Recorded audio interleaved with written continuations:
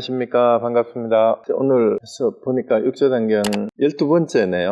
계속해서 참청기염품, 그냥 기염품이라도 하고요. 오늘 기염품은 그 육조스님 제자들이 육조스님을 만나는 그런 과정을 만나서 이제 법담을 나누고 인가를 받고 하는 과정인데, 오늘 유명한 청원행사스님과 남학해양스님, 그리고 정도가로 유명한 지난번에 잠깐 언급했던 영가행각스님, 그리고 지항스님, 이 네 분의 육조대사를 만나서 인가를 받고 법을 얻는 과정으로 소개가 되고 있는 부분입니다. 자, 먼저 청원행사스님하고 남학해양스님이 육조해능대사 제자 가운데 양대 산맥을 이루는 두 분의 제자죠. 그래서 청원행사스님 문화에서 석두이천스님이 나오고, 그 뒤를 이어서 나중에 후대에 선종오가 가운데에서 운문종, 법안종, 조동종이 청원행사 문화에서 나오고요. 그 다음에 남학해양스님 문화에서는 바로 우리가 잘 아는 우리 한국의 조계종도 그쪽을 이었다 그러죠. 임재종하고 위양종이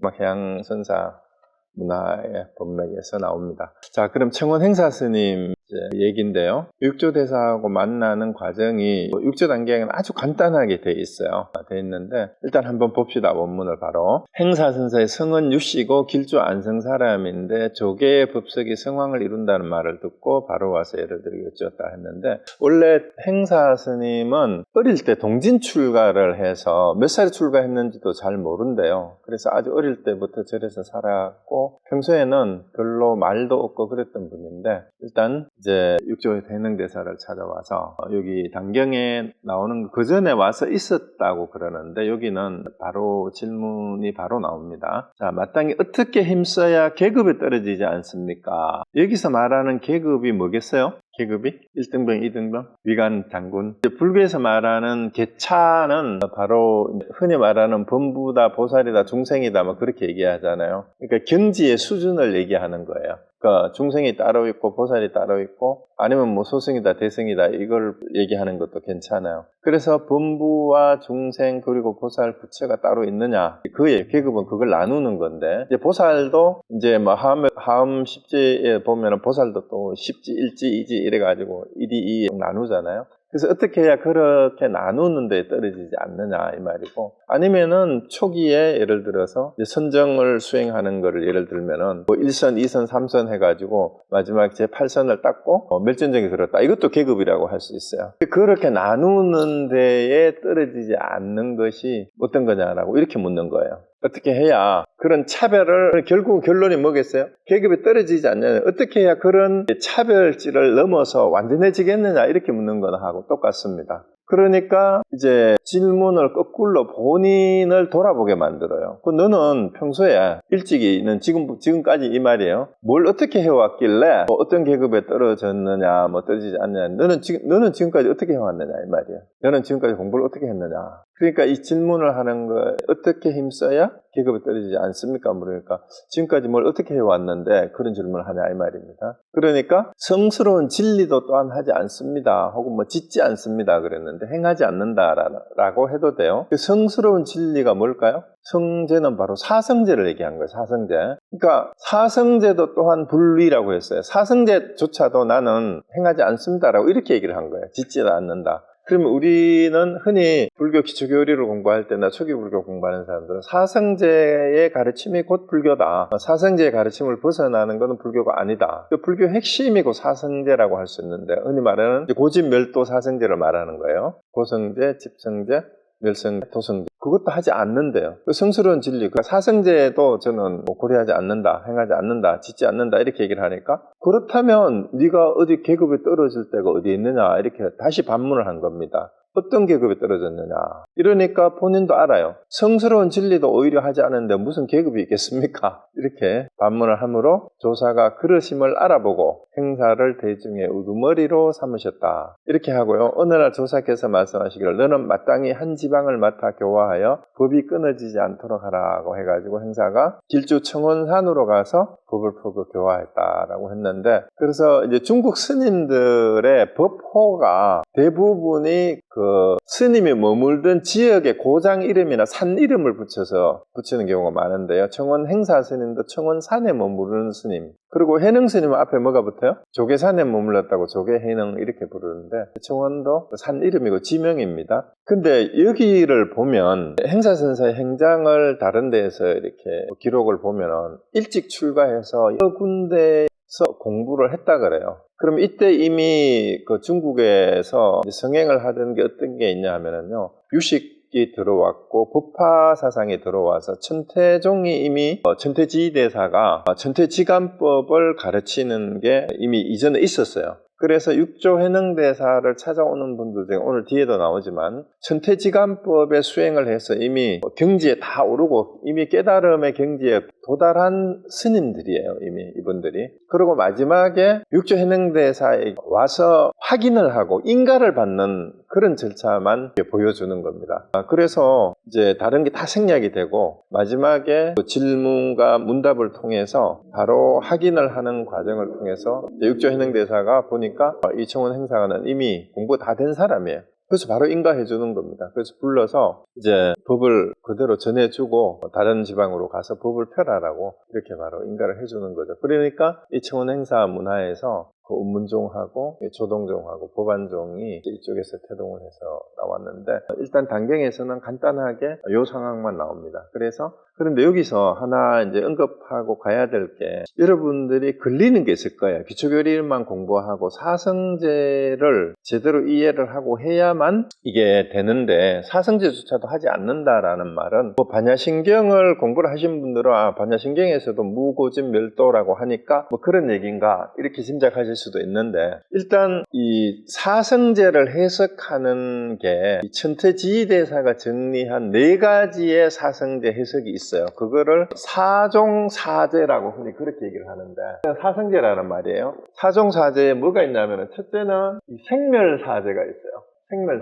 생멸사제는 뭐냐 하면은 생이 있고 멸이 있다라고 이해하고 고진멸도에 대해서 괴로움의 실체가 있고 또 괴로움의 원인이 집착이고 그 다음에 그걸 없애야 되고 괴로움이 있으니까 그걸 없애는 것을 멸성제라고 하고 그리고 그 멸성제를 달성하는 방법이 바로 도성제로서 팔정도를 수행하는 거다라고 이 생멸이 있다고 보고 이것을 실체시하게 되면은 부파불교의 설일체 유부의 사성제 해석으로 가요. 이걸 생멸사제라고 하는데 이 대사는 이렇게 사성제를 이해하는 수준을 이렇게 나누어서 보고 이거는 소승이다. 혹은 부파불교의 견해다라고 이렇게 얘기를 하고 이제 여기서 생멸사제가 일반적으로 우리가 기초교리 공부할 때도 이렇게 이해를 해요. 우리가 현실적으로 괴로움이 있기 때문에 괴로움의 원인은 우리 집착과 가래고 그런데 그걸 없애는 것이 완전히 없어진 것이 이제 일반을 취득하는 것이 멸성제인데 그게 가기 위해서는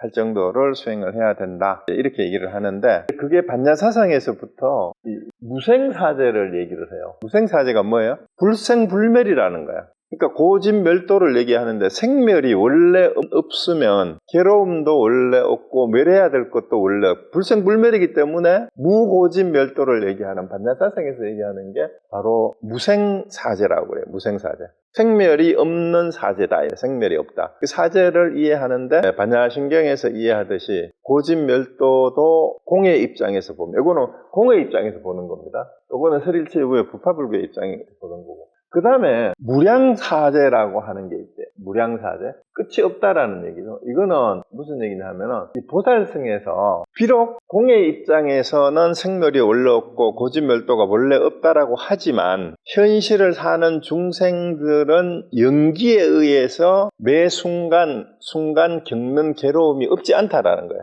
그러니까 우리 현실 세계는 현상 세계는 끊임없는 연기에 의해서 찰나생 찰나멸이라고도 흔히 설명하듯이 괴로움이 끊임없이 있고 그러니까 그 괴로움 속에서 윤회를 거듭하는 중생들을 위해서 보살은 중생 구제를 실천해야 되잖아. 이런 과정이 끊임없이 계속된다라고 해석하는 게 무량사제예요. 그러니까 고진멸도는 이제 연기법으로 봤을 때 실체는 없지만 현실적으로 어떤 조건에 의해서 괴로움이 생겨나면은 그 괴로움이 생겨나는 원인을 관찰을 하고 그것을 없애도록 끊임없이 일반의 세계로 가도록 하기 위한 실천이 계속 요구가 된다라고 얘기하는 게 도성제도 마찬가지죠. 그럼 이제 보살승의 입장에서 봤을 때는 무량사제가 되는데, 네 번째, 천태종에서는 법화 사상에 근거해서 사성제를 이해를 하면 이거는 무작사제가 된다는 거예요. 이거는 무슨 얘기냐 하면 불생불멸을 넘어서 이거는 괴로움이 곧 열반이라는 거예요. 이거는 다른 말로 하면 번뇌가 곧 보리다라는 말은 들어봤잖아요. 중생이 곧 부처고 번뇌가 곧 보리이기 때문에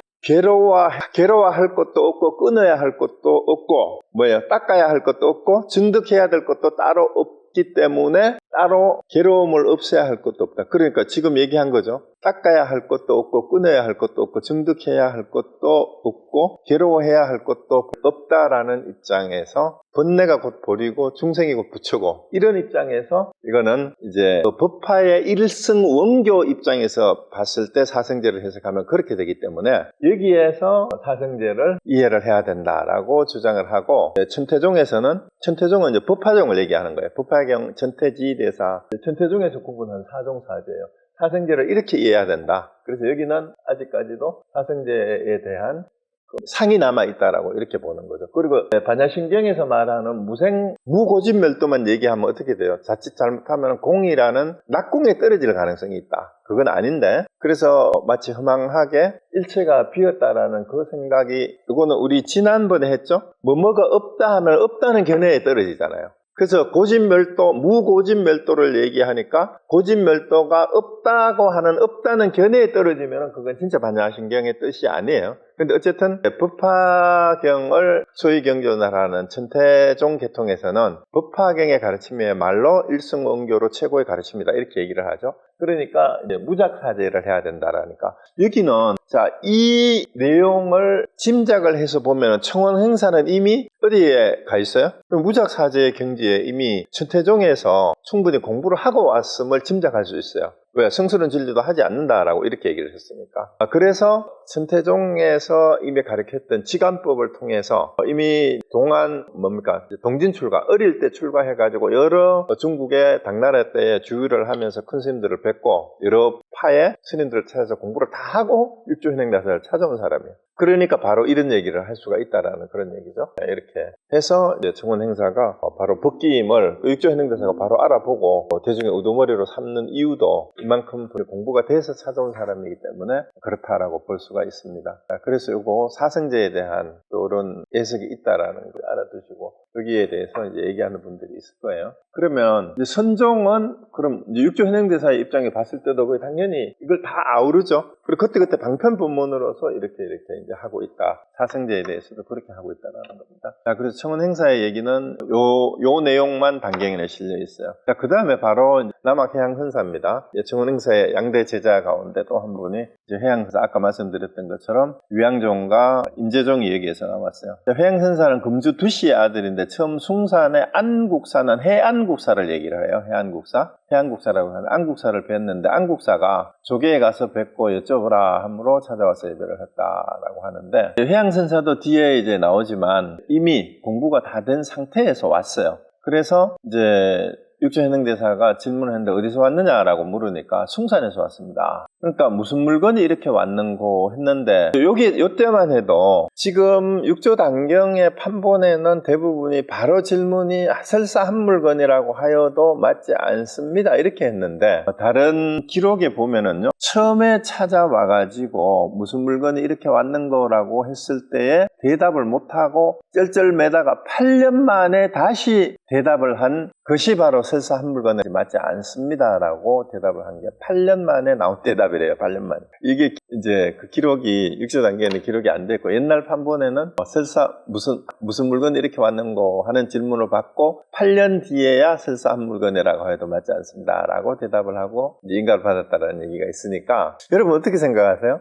자, 여러분한테 어디서 왔느냐, 어디서 왔다, 무슨 물건이 이렇게 왔는가 하면은 뭐라고 대답을 하시겠어요? 제가 이번 강의 안내하는 이메일하고 카톡을 올리면서 무슨 물건이 이것을 보고 있습니까? 이렇게 보고 있습니까? 제가 이렇게 좀 올렸는데, 여러분 지금 화면을 통해서 보시는 분은 이 질문에 한번 답을 한번 해보세요. 무슨 물건이 지금 이렇게 보고 듣고 있습니까? 해양선사를 컨닝해서 설사 한 물건이라고 해도 맞지 않습니다 이렇게 하랍니까? 그러면은 왜 이렇게 해서 인가를 받았을까요? 이거 꼭 한번 짚고 넘어가야 됩니다. 왜 회양선사는 무슨 물건이 이렇게 왔는고 하는 이 질문에 쩔쩔매고 답을 못했대요. 그 자리에서는 답을 못하다가 8년 동안이 사실은 요즘 말로 하면 이게 화두가 된 거죠. 무슨 물건이 이렇게 왔는고, 여기에 대한 답을 8년을 낑낑대다가 8년 만에 다시 와서 한 대답이 바로 설사 한 물건이라고 해도 맞지 않습니다 라고 대답한 것이 8년 만에 나온 대답이라는 거죠. 그러면 우리가 흔히 가나선은 나중에 정형화가 되지만, 이전에 가나선이라는 말이 나오기 이전에 바로 육조 해능대사의 제자들도 사실상 가나선을 한 거나 마찬가지예요. 무슨 물건이 이렇게 왔는고, 이렇게 하는 질문에 이게 화두가 된 거죠. 이 질문에 답을 얻기 위해서 8년을 찍소리 못하고 쩔쩔매고 전전긍긍하다가 8년 만에 나온 대답이 바로 설사 한 물건이라고 해도 맞지 않습니다 이렇게 얘기한 거예요. 그러면 요즘 흔히 이제 잘 아는 화두는 이먹고 하는 거하고 똑같아요. 무슨 물건이 이렇게 왔는고 이렇게 묻는 거나 이먹고 하고 묻는 거나 다를 바가 뭐가 있습니까? 그래서 이제 제가 우리 안내문에서 돌렸던 무슨 물건이 이렇게 봅니까? 보고 있습니까? 아니면 지금 다시 묻겠습니다. 무슨 물건이 지금 보고 듣고 있습니까? 여기에 대해서 답을 한번 해보세요. 그렇게 해서 8년 만에 설사 한 물건을 해도 맞지 않습니다라고 대답을 하고 현행돼서 인가를 받게 됐는데, 자, 그렇다면 설사 한 물건이라고 하여도 맞지 않습니다 한 이 대답이 어째서 무슨 물건이 이렇게 왔는고에 대한 답이 되는지, 이것도 또 참고를 해봐야 되겠죠. 일단 이제 8년 만에 와가지고 그렇게 대답을 하니까, 자, 그러면은 또 이제 그냥 인가를 해주지 않고 이 대답을 한 것이 제대로 공부를 한 다음에 나온 답인지를 거듭 확인을 합니다. 그렇다면 네가 그렇게 대답을 한다면 이 말이죠. 이제 도리어 가히 닦아서 증득할 수 있는 것이냐, 설사 한 물건이라고 해도 맞지 않습니다 하는 그것이 수행을 해서 얻을 수 있는 거냐 이렇게 물었어요. 수행을 해서 얻을 수 있는 거냐 이렇게 물었습니다. 그러니까 닦아 증득함은 없지 않으나 물들어 더럽혀지지는 않습니다. 여기에도 굉장히 중요한 내용이 이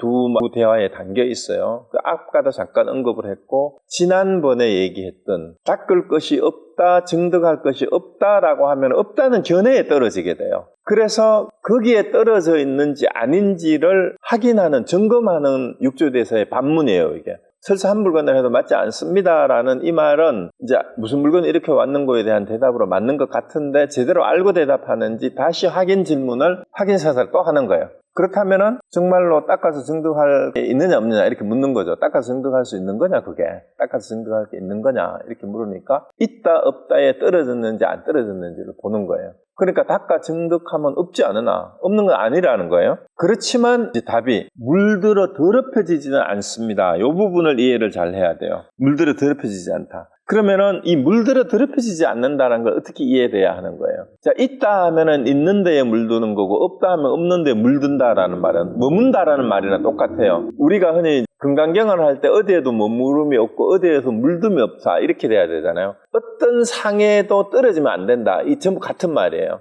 어디에도 머물르면 안 된다. 있다는 데 머물러도 안 되고 없다는 데 머물러도 안 되고, 있다는 데 떨어져도 안 되고 없다는 데 떨어져도 안 되고, 다른 말로 하면은 있다는 상에, 있다는 생각에, 산야죠, 그죠? 산지나 건강에서 말하는 거기에 물든다라는 그 상을 가진다라는 말은 똑같아요. 그런 생각에 오염이 되는 거죠. 뭐뭐가 있다라고 하는 생각이 들어오면은 그게 물들어 더럽혀 오염된 거예요. 뭐뭐가 없다라는 생각을 견지를 하면은 그 없다는 생각에 오염이 되어버린 거예요. 그럼 우리는 있다라는 말을 듣고 있다는 상에 물들어 버리고, 없다라는 말을 들으면 없다라는 상에 물들어 버려요. 그래서 그 어디에도 머무르지도 물들지도 떨어지지도 않는 것, 그것이 증득함이 있다 없다라고도 없지 않다면, 증득함이 있다고 하니까 증득할 것이 있다라는 상을 내고, 증득할 게 없다 하니까 없다는 상에 또 떨어지고, 그래서 요 말이 닦아 증득함은 없지 않으나 증득함이 있다 없다 하는 데에 물들어서 거기에 머물러서 거기에 상을 내서 오염되고 더 이상 내가 헷갈릴 데 없다 이렇게 딱 대답을 한 거죠. 그러니까 마지막으로 인가를 하는 거예요. 다만 이 물들어 더럽혀지지 않는 것, 이것이 모든 부처님이 호염하시는 바다. 이게 생각을 하고 지키는 바다 이 말이죠. 그 생각을 지킨다라는 말이 호념이잖아요. 바로 모든 부처님들이 바로 그거를 놓치지 않고, 염자가 염이 쌌띠라고 해도 돼요. 쌌띠. 그걸 놓치지 않고 알아채고 그걸 놓치지 않는 거다라고 이렇게 지키고 쌌띠 하는 거, 염하는 거다 이 말이잖아요. 그래서 다만 이 물들어 더럽히지 않는 것. 이게 뭐 어디예요? 있다는 견해에도 물들어 더럽히지 않고 없다는 데에도 물들어 더럽히지 않고. 그러니까 우리가 공을 얘기를 하면 공에 떨어지는 걸 낙공이라 그러잖아요. 그래서 어떤 상에도 떠달려가거나 머무르거나 그렇게 되지 않는 것. 이게 바로 부처님 허염하시는 바다. 이렇게 된 거예요. 그래서 네가 이미 이와 같고 나 또한 이와 같다. 그럼 이 얘기는 뭐예요? 육조현행대사가 모든 부처님이 이렇게 하는 건데 네가 그렇고 나도 같으니까 부처님이나 너나 내나 결국은 똑같다는 얘기가 되잖아요. 그렇죠. 그러니까 서천에 반야다라가 예언하시기를 그러고는 이 예언을 전해줍니다. 이제 달마대사를 통해서 전해 들은 내용이거든요. 반야다라가 누굽니까? 어제 들어본 것 같아요. 27대조죠. 28대조가 보리 달마인데 달마대사의 스승이에요. 바로 28대 달마대사의 스승이 달마대사에게 전해서 이렇게 나중에 이런 예언을 했다고 하는 게 이제 전해지는 내용이 있잖아요. 달마대사 이 얘기가 전해진 거예요. 그래서 달마대사가 동쪽으로 간다니까 반야다라가 나중에 중국에서 너 발 아래 망아지 한 마리가 나와서 천하의 사람을 얼마 죽이리라 했는데 이 망아지가 누굽니까? 이 망아지가 누구예요? 바로 마조도일입니다. 마조도일. 마조도일이 어디서 나오죠? 바로 이 남악해양선사가 나중에 반야사에 가서 머무는데 거기에서 마조도일을 만납니다. 그리고 마조도일 밑에 한국에 키운 의현이 이제 나오잖아요. 그 임재종이 이제 그렇게 연결이 되는 겁니다. 그래서 여기 내 발 아래 망아지 한 마리가 나온다라는 마조도일을 얘기하고 천하의 사람을 밟아 죽이리라 한 거는 이제 마조도일 그만큼 뛰어난 선객으로서 다들 천하에 잘났다 하는 나름대로 한다 하는 사람들을 다 물리치고 그렇게 했다라는 그 얘기입니다. 그래서 마땅히 네 마음에만 두고 모름지기 속히 설하지 말지어라. 그래서 마음으로 이걸 잘 지켜라 이 말입니다. 그래서 너무 이렇게 급하게 속히 설하지 말지어다 이 말은 우리가 법을 전하는 데 있어서 사람이 비인부전이라는 말이 있어요. 이게